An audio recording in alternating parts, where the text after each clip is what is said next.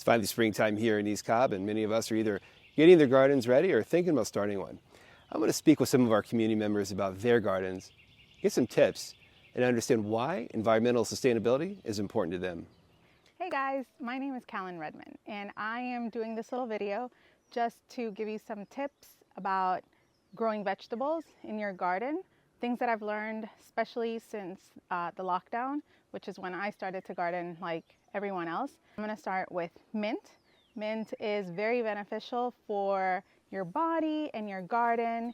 So I just wanted to let you know, when you grow mint, you want to grow it in a container. Mint is like an ivy. It spreads, especially underneath the roots. This particular mint I got from a friend, and it was a cutting. So for mint, you want to put it in a little container. You want to cover it with some soil. You want to make sure it has holes at the bottom, and I want to make it look good because I like things to look clean and nice. So I'm just going to put it in this little container, which does have a hole in the bottom. Mint is very easy to grow. You can buy a plant actually at like Home Depot or Lowe's or wherever you buy plants. And from that one plant, you can keep growing. I just wanted to show you my greenhouse. It is not fancy by any means. It's a little dirty, it's a little messy, but it works for me. So let's go in.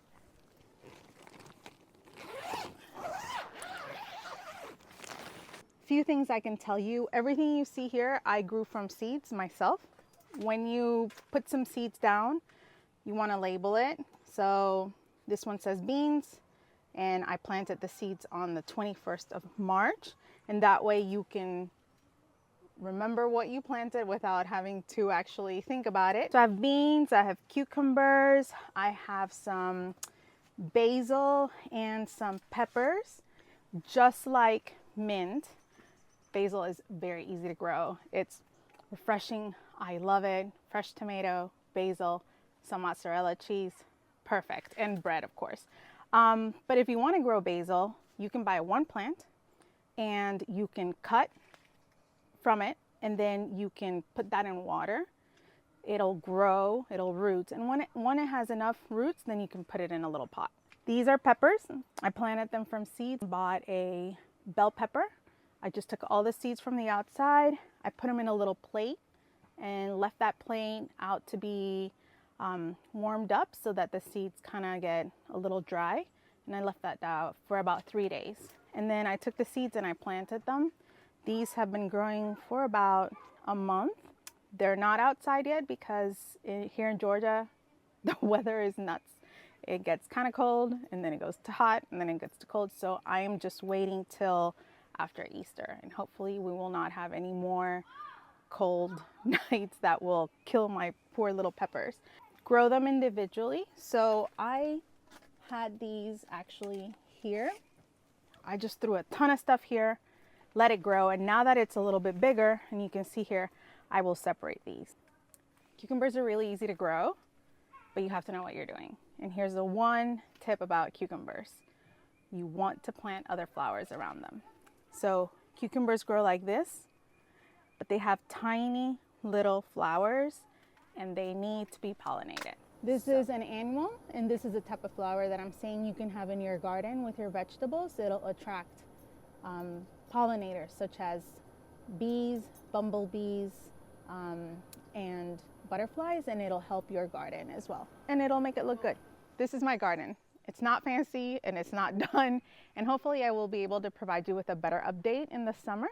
Right now it's just kind of starting off, so come with me so you can see what I have. This is my sage. This sage has been here for 2 years. What I will tell you about sage is it kind of dies off in the winter. It's a perennial, but it'll come back to you as long as you treat it with respect. I've already trimmed mine down, but you can see the leaves here. It's pretty healthy. These are peppers. Hopefully they will grow a little bit taller and fuller by the summer. It's been kind of cold at night. Here on this side, I have some cucumbers. Now, the reason why I chose to put cucumbers along my fence is because cucumber is like a vine.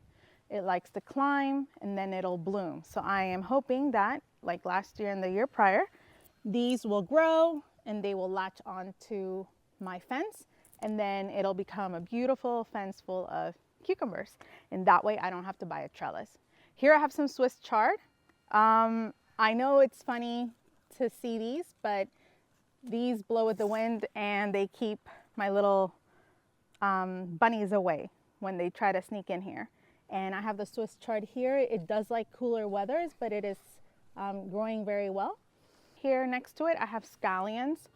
Scallions is another vegetable that is very easy to grow and regrow.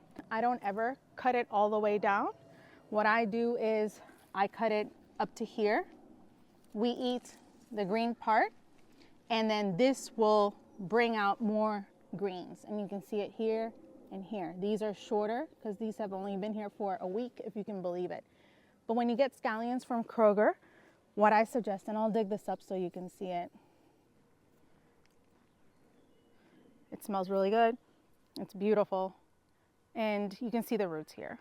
So what I suggest is when you go to the grocery store and you get your scallion, you leave about an inch worth from the root up. So you cut it here. That's where I had originally cut it. And then you put this in water, and then you can put it in the ground after a week of being in water. This bushy section, as you can see right here, this is garlic.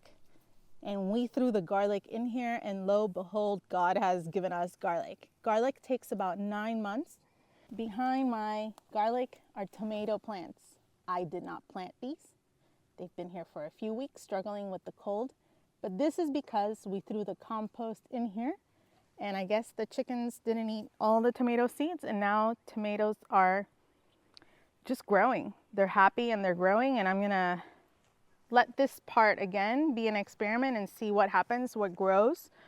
There was a cucumber plant, but what's happened in Georgia, it's been kind of cold, and the cold killed it. My compost bin has vegetable scraps, food scraps, and you always need something brown, like leaves or cardboard, something that will make all of that vegetable scrap kind of turn itself into soil. That is what I use in my garden.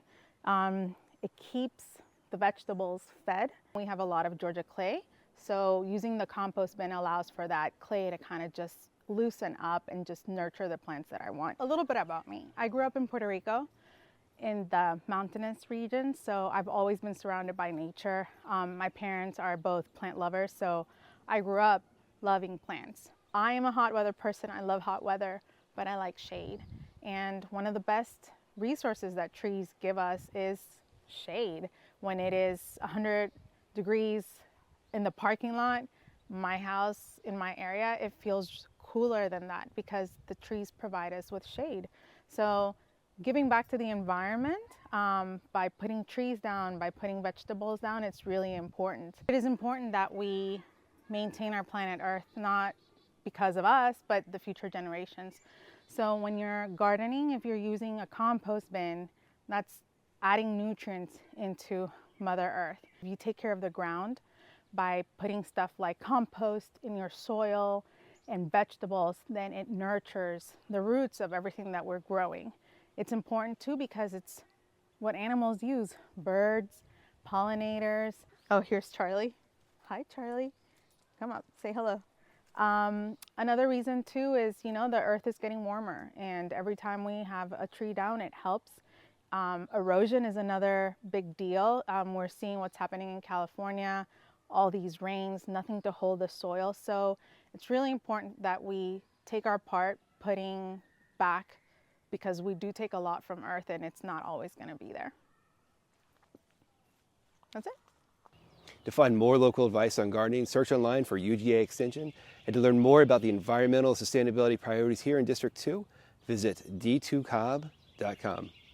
See you soon.